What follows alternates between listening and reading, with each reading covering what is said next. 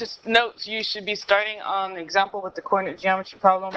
And, oops, this is a test-like question, so I'm starting that. I think I said already that you need to use distance formula or Pythagorean theorem with the slopes.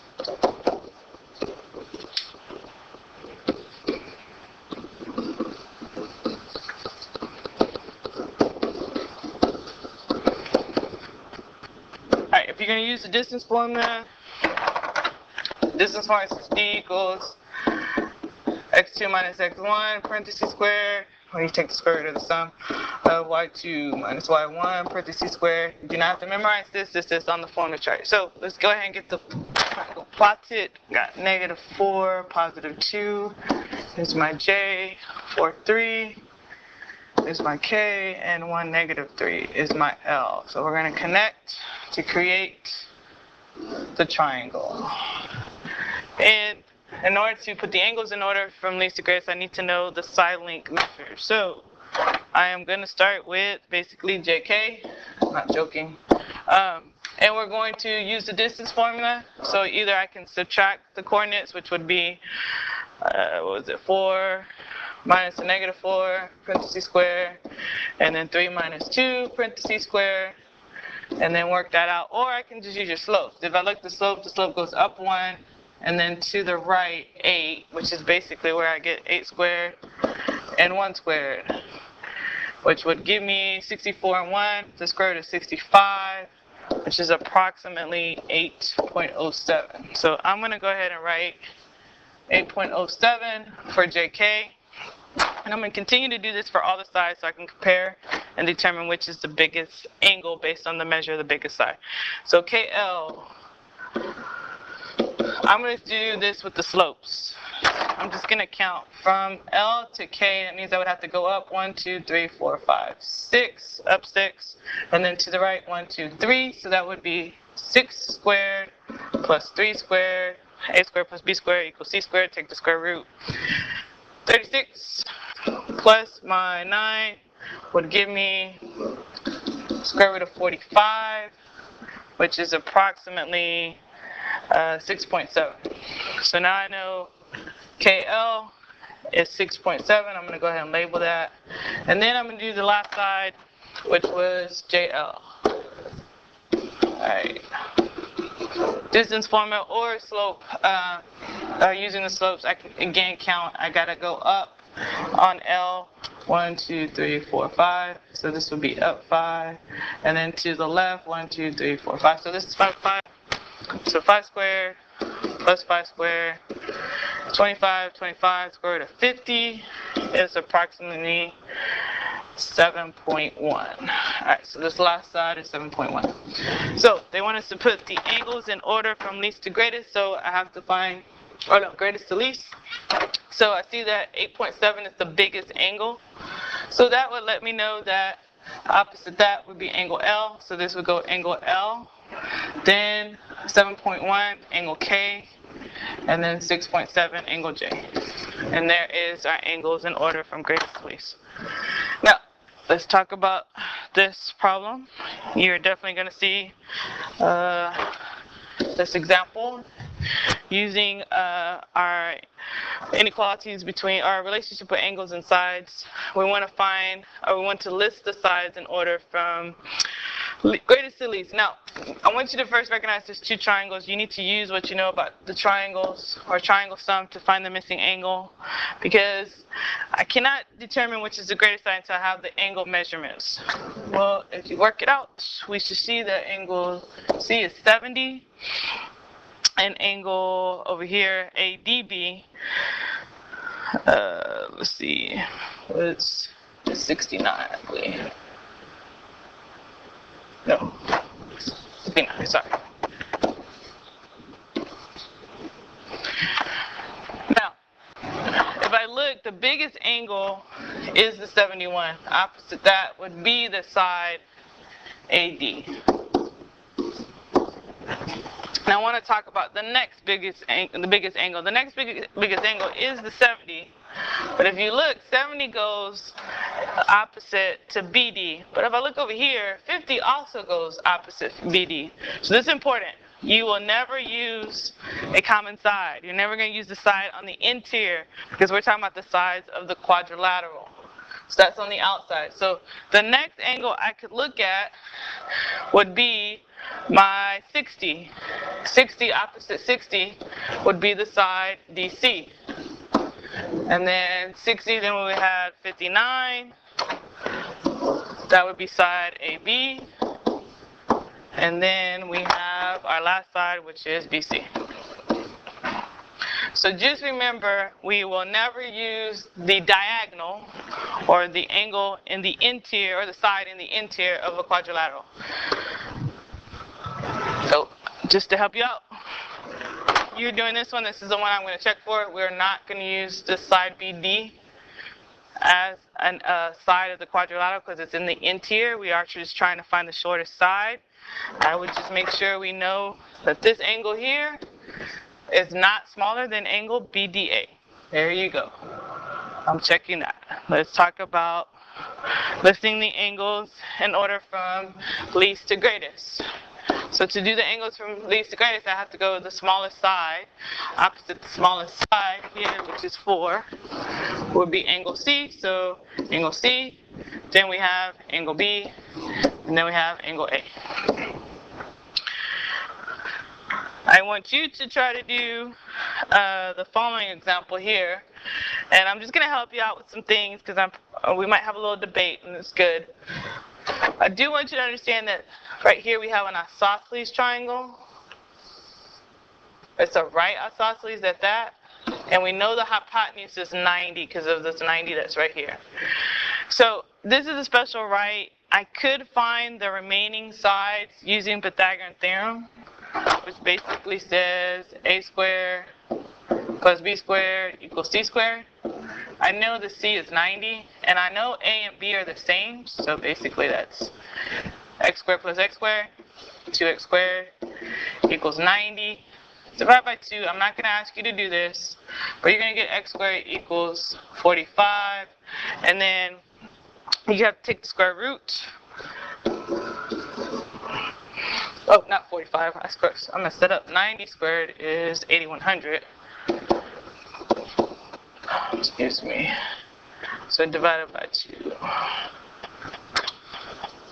And then when we simplify, this is actually going to come out to be 45 root 2. Or if you put the decimal in, it's approximately 63.1.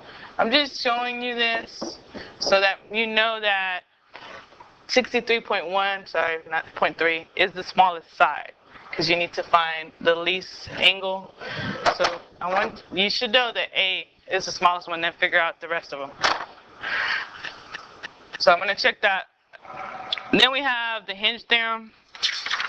Hinge theorem is when you're comparing two triangles. Before we're just looking at the relationship in one. Inequalities in two triangles uses the Hinge theorem, the side angle side inequality theorem.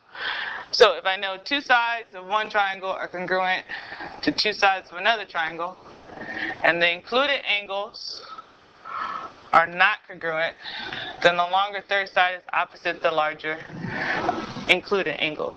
Well, this goes back to what we did before. When we were talking about the longest angle, the largest angle is opposite the largest side, and vice versa. Well, what they're trying to show you here is because if angle M is greater than angle X, so they're already telling that this is larger, smaller. Well, I know the included angle means this angle between the two sides because we have a side, an angle, and a side, which is exactly what we have here, which basically is telling me that BA is congruent to XY and AC is congruent to XZ. So remember I said right here, if two sides of one triangle are congruent to two sides of another, they're just showing you that. Well, all I really need to focus on is the fact that I know that angle A is bigger than angle X. So if I look opposite, opposite angle A would be BC, and BC would have to be greater than YZ, which was opposite of X. So what I want you to try to do is using that Hinge theorem, comparing the inequalities of two triangles, I want you to see if you can pick the right answer choice for using the Hinge theorem. So this one you are going to do, this is what I'm going to check for. And then the converse is just stating that I can switch the statement, reverse. Before I was comparing the angles, but now I'm looking at, well, if I know that BC, this segment, is larger than this one over here, which is smaller, then I could go backwards. I can compare the angles. So that means angle A would be greater than angle B. So we're going to do that to find a range of numbers. This one would be test-like. I'm going to start it. Well, if I look right now, we have a 15 and a 10. I know 15 is greater than 10, which means that 15 was the RS, it's greater than the ST. Then I look at the angles we can have the relationship. Then I can also say 60, that degrees, is greater than the 5x minus 20. And now we're just going to solve the inequality just like we solve an equation. Add the 20 to both sides. 80 is greater than 5x. Divide by 5. And then we get 16 is greater than x. Now we want a range of possible values for x. X would have to be something we could substitute for to get this actual angle for TUS. Now the measure, I'm going to put this in green. The measure of angle TUS, because we're talking about angle, has to be at least greater than 0. Can't equal to 0, then we don't have an angle. So basically what I'm saying is we have 5x minus 20 is greater than 0, and now we're solving for x. Add the 20 to both sides. 5x is greater than 20. X is greater than 4. So we're now going to put these together to make the range. So let's think about this. X has to be greater than 4, and 16 is greater than x. So that means that the range would be that it would be between 4 and 16. Okay? So 4 is less than x and it's less than 16. Alright, now let's talk about this one. Let's put a little title to this, and I have something I need you to watch. You can turn the sound down if you want to, but this is dealing with the Triangle Inequality theorem. And I want you to see a relationship that happens when we're talking about sides. So real quick, I need to show you this. Here we go. Here, I have a triangle and I fixed the side. So this follows the triangle inequality. Whoa, hold up. Employ this in GeoGebra. Here, I have a triangle and I fixed one side length. The black side is always going to be a length. Okay, there we go. The two red lengths are changeable. And you can see their lengths written in red. And then I just added the two lengths together to get their sum over here. There's a big reason why I did that. If I create a triangle like this, as you can see their sum is 6.99, which happens to be bigger than the third side. Is there a way that I can make the sum of these two sides less than the length of the third side?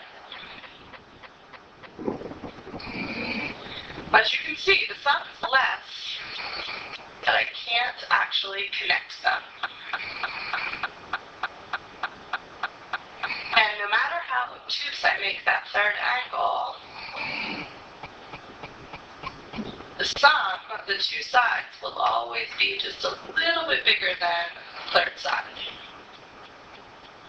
So this brings us to the Triangle Inequality theorem, which states that the sum of any two sides of the triangle must be greater than the length of the third side. Let's look at some examples.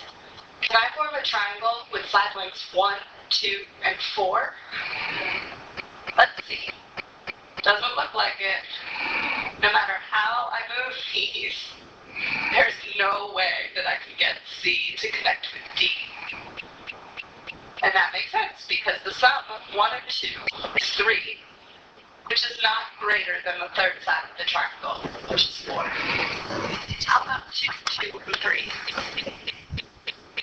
Well, let's see. So the answer to this question is yes. I can form a triangle with these side lengths.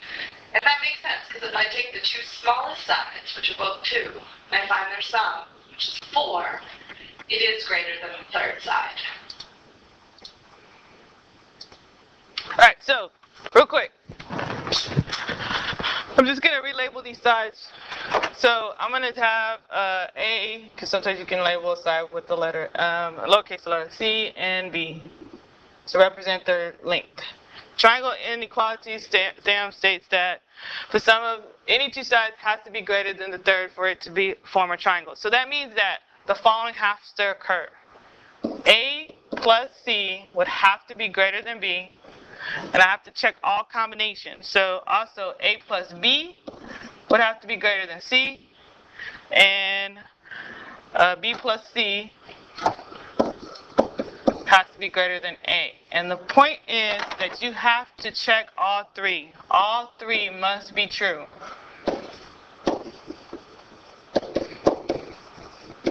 Must hold. Okay, true.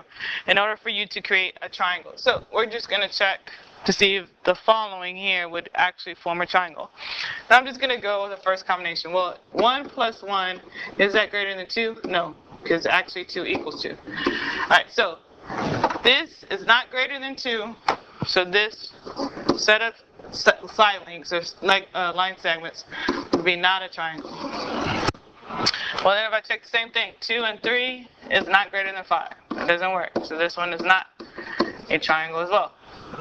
If I check here, 5, as soon as I find a false statement, I'm done. I don't have to check the rest of them. There's 5 plus 10, is that greater than 18? Nope. So again, not a triangle. Well then, I check this one. 18 plus 45, well, yeah, that's greater than 21. So that checks. So now I got to check the next combination. Next combination I could do, let's do the last two. 45 plus 21, is that greater than 18? Nope. So as soon as I find a false, I know it's not a triangle. And then our last set here. It's 45 plus 21 greater than 52. Yep, that works. It's 21 plus 52 greater than 45. Yep, that works. Then I do my last combination. It's 45 plus 52 greater than 21. Yep, since it's true for all 3, then yes, you have a triangle. Alright, so using the Triangle Inequality theorem to determine if it will form a triangle will be one application you're going to have to use. And you're also going to have to find the range of the third sides. In order to find the range, you basically are going to find the maximum values and the minimum values. To find the maximum values, you're going to do that by adding the two values. The minimum, you're going to find it by subtracting. So given on our example, the side lengths of 3 and 8, find the range of the possible values of the third. So maximum means we're going to add the 2. So 3 plus 8, we get 11. Minimum means we're going to subtract 8 minus 3. We want our difference to be positive. So the range of the third side is between 11 and 5. Now, you're going to be expected to write that as an equality. So the way we set up our equality, we look at the minimum first. It has to be less than x. That's our range of our number, possible number. And x is going to be less than the max. So we go min to max. So I'm going to combine these two. So this would basically be 5 is less than x, which is less than 11. And that would be the range of the possible solutions.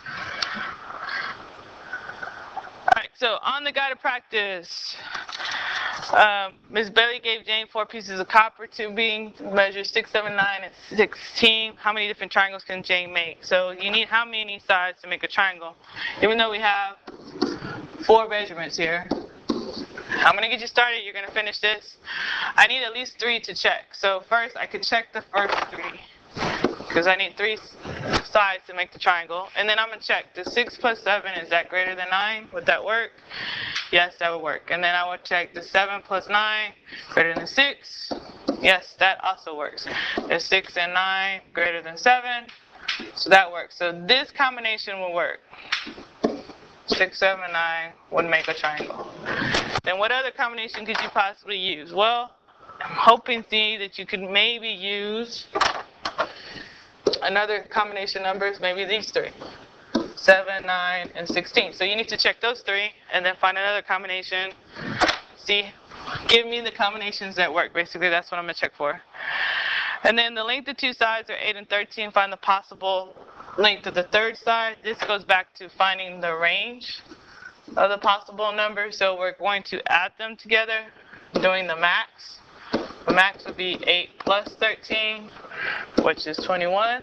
And looking at the min would be 13 minus 8, which is 5. So the range of the possible numbers would be 5 is less than x, which is less than 21. So you have basically number 3, which is just like number 2, and number 4. So the perimeter of a triangle is 18 inches. Find the length of each side of an integer. Name 4 length combinations that would form an isosceles triangle. Now, well, I know I have 3 sides. I could do 18 divided by 3. That gives me each side 6. And this is true that this is also an isosceles triangle because you have at least 2 sides that are congruent. So I could look at the combination 6, 6, 6, 6. Oh, okay. Anyways, now the next possible, let's say I increase or decrease. If I decrease that by a measurement, that means I had 5 and 5, that's 10, and then the remaining side would be 8. And then you check, would 5 plus 5 be greater than 8? Would 5 plus 8 be greater than 5? Yes, so this would work. Getting you started. Find the other 2. That's what I'm going to check for. And then the last, we're going to look at the inequality. AB plus AC greater than BC. Well, we're just going to substitute. This is using the triangle inequality to check a range of possible side combinations. So AB is the x plus 3. BC, which was, oh, I forgot to put the 2. So fix that. We should have, AB plus AC. My bad, sorry. AB plus AC is greater than BC. Alright, so x plus 3 plus x plus 2 has to be greater than 3x plus 2. So we're going to combine like terms, solve for x. 2x plus 5 has to be greater than 3x plus 2. Solve for x. I'm going to just scroll this up, Some of you might have wrote 3 is greater than x, or if I write it the other way, x is less than 3. So, possible values for x is less than 3. And I'm going to leave number 6 for you to do. The ones that I did not do are the ones I'm going to focus for when I check your notes. Hoping the video helps you understand triangle inequality. We're going to go straight into application of this tomorrow in class.